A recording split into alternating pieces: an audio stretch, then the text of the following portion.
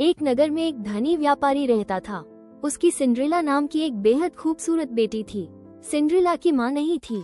बिन माँ की बच्ची सिंड्रेला को उसके पिता बहुत प्यार करते थे और उसकी हर समस्या को सुलझाते थे। सिंड्रेला भी अपने पिता से बहुत प्यार करती थी, लेकिन माँ की कमी अक्सर सिंड्रेला को महसूस होती थी और वो अपनी माँ याद कर रोया करती थी। सिंड्रेला के पिता व्यापार के लिए नगर से बाहर रहते थे। उसके पीछे हमेशा की सिंड्रेला चिंता सताती रहती थी, इसीलिए उसके पिता दूसरा विवाह करके सिंड्रेला के लिए माँ ले आए। सिंड्रेला की सौतेली माँ एक दुष्ट औरत थी। उसका इरादा सिंड्रेला के पिता की संपत्ति से ऐशो आराम का जीवन शुरू करना था। उसकी पहले से ही 2 बेटियां थीं। वे दोनों भी अपनी माँ की तरह दुष्ट थी। शादी के बाद सिंड्रेला की सौतेली माँ और बहन अपने घर पर रहने लगी। सिंड्रेला के पिता के सामने तो वे सिंड्रेला से बहुत प्यारी बातें और बहुत अच्छा व्यवहार करते थे, लेकिन उनके पीछे उसे सिंड्रेला तंग करने का कोई अवसर हाथ से जाने नहीं दिया करते थे। एक दिन सिंड्रेला के पिता व्यापार के लिए नगर से बाहर गए। कई महीने गुजर गए। सिंड्रेला अपने पिता का इंतजार करती रही, लेकिन एक दिन उनकी मौत की खबर आई। पिता के जाने के बाद उसकी सौतेली दुष्टली माँ घर की मालकिन बन और सिंड्रेला की स्थिति उसके ही घर में नौकरानी जैसी हो गई। राजकुमारी की तरह जीवन जीने वाली सिंड्रेला अब उसकी सौतेली माँ द्वारा दिए गए घर का पूरा काम करती है। उसकी दोनों बहनें सिंड्रेला से जलती कुटी रहती थी। अकेली सिंड्रेला के दोस्त उस घर में रहने वाले 2 चूहे और एक नन्ही चिड़िया थी। दिन भर काम करने के बाद जब भी समय मिलता वो उनके साथ खेला करती। रात को थककर वो अंगीठी के किनारे ही सो जाती। एक बार पूरे राज्य में ये घोषणा हुई कि राजा राजमहल में एक बहुत बड़े जलसे का आयोजन कर रहे हैं। उस जलसे में आने वाली लड़कियों में से ही एक लड़की राजकुमार विवाह के लिए चुनेंगे। जलसे में राज्य की सभी लड़कियों को बुलाया गया। इस घोषणा के बारे में जब सिंड्रेला की सौतेली बहनों को पता चला तो वे भी जलसे में जाने की तैयारियां करने लगी। सिंड्रेला भी राजमहल का जलसा देखने उत्साहित थी, लेकिन उसकी सौतेली माँ सिंड्रेला के वहाँ जाने के खिलाफ थी। उसे पता था कि सिंड्रेला की सुंदरता के सामने उसकी बदसूरत बेटियों की दाल नहीं गलने वाली। उसने सिंड्रेला को जलसे में जाने की अनुमति नहीं दी।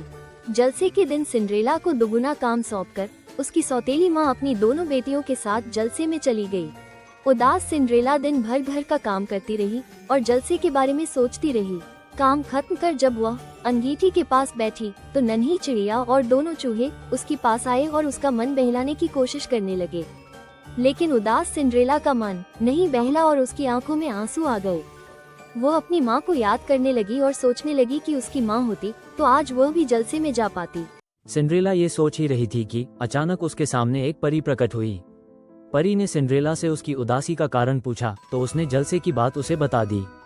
परी ने सिंड्रेला को जलसे में जाने के लिए तैयार किया। परी ने अपनी जादुई छड़ी से सिंड्रेला के फटे पुराने कपड़े को नए और खूबसूरत कपड़े में बदल दिया। रसोई में रखे कद्दू को उसने जादू से एक खूबसूरत बगी बना दी। दोनों चूहे घोड़े बन गए और चिड़िया कोचवान। अब सिंड्रेला बगी पर बैठकर जलसे में जाने के लिए तैयार थी। जाते जाते परी ने उसे कहा कि उसका जादू रात 12 तक ही है। 12 बजे के पहले उसे किसी भी सूरत में वापस आना होगा, नहीं तो जादू समाप्त होते ही वो अपने फटे पुराने कपड़ों में आ जाएगी। सिंड्रेला ने परी को वचन दिया कि वह रात 12 बजे के पहले घर वापस आ जाएगी और जलसे के लिए निकल गई। सिंड्रेला जब जलसे में पहुंची तो सब उसकी सुंदरता देखकर हैरान थे। वो जलसे की सबसे सुंदर लड़की थी। जब उसकी सौतेली बहनों ने उसे देखा तो जल भुन कर रह गई। राजकुमार की नजरें भी सिंड्रेला पर ठहर गई। राजकुमार को पहली ही नजर में सिंड्रेला से प्रेम हो गया था। वो उसे पास गया और उसे नृत्य के लिए आमंत्रित किया। सिंड्रेला और राजकुमार पूरी शाम एक साथ नृत्य करते रहे। जलसे में उपस्थित हर लड़की उन्हें देखकर ईर्ष्या करती रही। नृत्य करते समय राजकुमार ने सिंड्रेला से उसके बारे में पूछा तो सिंड्रेला ने अपनी पहचान छुपा ली और उसे कुछ नहीं बताया। बहुत दिनों बाद घर से बाहर निकली सिंड्रेला बहुत खुश थी। इस खुशी में परी की बात उसके जहन से निकल गई। रात के 12 बजते साथ ही जब घड़ी का घंटा बजा तो उसे परी की बात याद आई कि 12 बजे के पहले उसे हर हाल में वापस आना है। वो राजकुमार का हाथ छुड़ाकर महल के बाहर खड़ी बगी की ओर भागी। राजकुमार उसे जाने नहीं देना चाहता था। वो भी उसके पीछे भागा।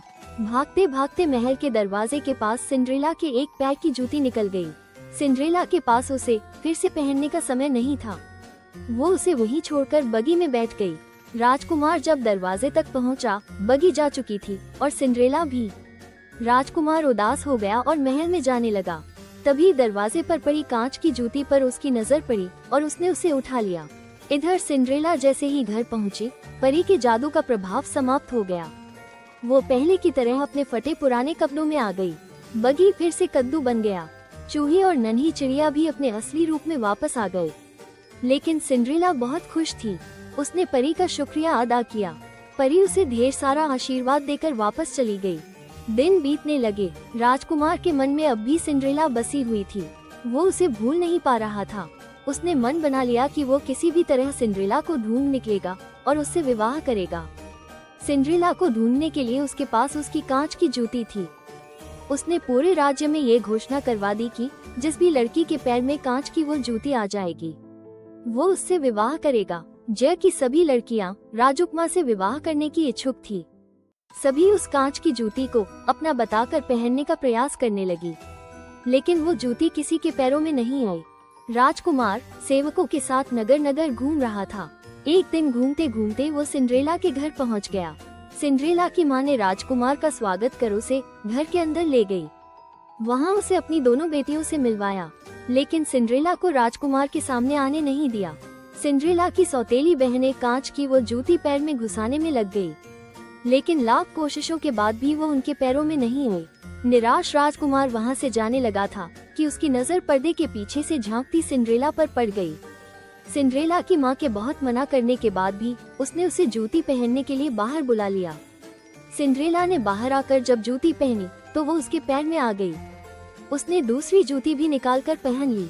ये देखकर उसकी सौतेली माँ और बहनों की आंखें फटी की फटी रह गई। लेकिन राजकुमार समझ गया था कि सिंड्रेला ही वो लड़की है जो उसे जलसे में मिली थी और जिससे वो प्रेम करने लगा था। उसने सिंड्रेला के सामने विवाह का प्रस्ताव रखा। सिंड्रेला ने भी वो प्रस्ताव सहर्ष स्वीकार कर लिया। राजकुमार और सिंड्रेला का विवाह हो गया और दोनों खुशी खुशी रहने लगे।